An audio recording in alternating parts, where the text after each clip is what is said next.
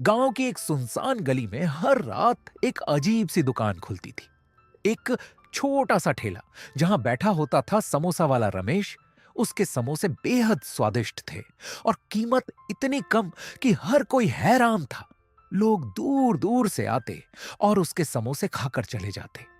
लेकिन किसी ने कभी ये नहीं सोचा कि ये दुकान सिर्फ रात में ही क्यों खुलती है। धीरे धीरे गांव में बातें फैलने लगीं। लोग फुसफुसाकर कहने लगे कि इस ठेले में कुछ तो रहस्य है। एक दिन मोहित ने सच जानने की ठान ली। वो रात के अंधेरे में चुपचाप उस गली की तरफ बढ़ा। ठंडी हवा चल रही थी और चारों तरफ सन्नाटा था। जैसे ही वो ठेले के पास पहुंचा, रमेश उसे देखकर मुस्कुराया। उसकी मुस्कान में कुछ अजीब था, कुछ डरावना। लो बेटा, गर्मा गर्म समोसा।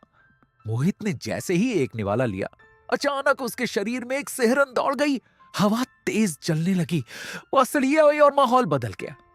मोहित ने धीरे धीरे पीछे मुड़कर देखा तो जो उसने देखा उससे उसकी सांसें थम गईं। रमेश अब इंसान नहीं था। उसकी आंखें चमक रही थीं और उसका शरीर हवा में तैर रहा था। वो एक भूत बन चुका था। मोहित डर गया, लेकिन उसने खुद को संभाला। उसे समझ आ गया था कि यह कोई साधारण बात नहीं। रमेश की हंसी अब डरावनी गूंज में बदल चुकी थी, जैसे वो सालों से इसी पल का इंतजार कर रहा हो। लेकिन तभी कुछ बदलने लगा। रमेश की आंखों में अचानक दर्द दिखाई दिया, जैसे वो अपनी कहानी खुद बताना चाहता हो।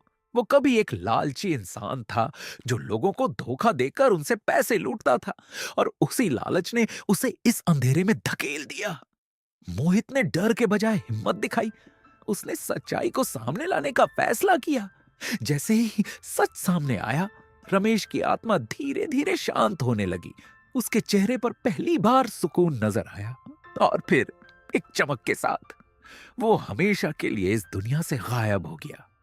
अगली सुबह वो ठेला वहां नहीं था, लेकिन उस रात की कहानी मोहित को जिंदगी भर याद रहने वाली थी, क्योंकि उसने अपनी आंखों से देख लिया था कि लालच आखिर में सिर्फ बर्बादी ही देता है।